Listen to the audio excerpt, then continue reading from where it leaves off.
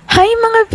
Matagal nga tayong hindi nakapag-vlog dahil nagbakasyon kami sa Pilipinas. Cebu Pacific nga pala ang nabook natin dahil sa Piso Fare. Nag-bullet train kami from Changhua to Taoyuan kaya for 20 minutes ay nakarating na tayo. Tapos nag-transfer sa MRT papunta sa Terminal 1 ng Taoyuan International Airport. Nag-online check-in na nga kami ng mga bagahe natin para naman magbabag drop na lang tayo pagdating dito. Mga B, huwag nyo nga kakalimutan na mag-register at mag-fill up ng e-travel 72 hours before your flight para hindi kayo ma-hassle pagdating sa immigration sa Pilipinas. You can download the app or you can just search sa Google. Kumuha din kayo ng OEC dahil ilalagay nyo yan sa e-travel. Ito ang asawa ko, ang dami pa ring energy kahit na madaling araw na yan at galing pa kaming work bago lumipad. And finally, touchdown Manila! First agenda natin ay ang mag-withdraw ng peso sa ATM at bumili ng SIM card para sa internet. May baggage storage ka rin pala kaming nadaanan dito bago mag-Jollibee. Perfect nga ito kung may connecting flight kayo at matagal pa yung flight ninyo.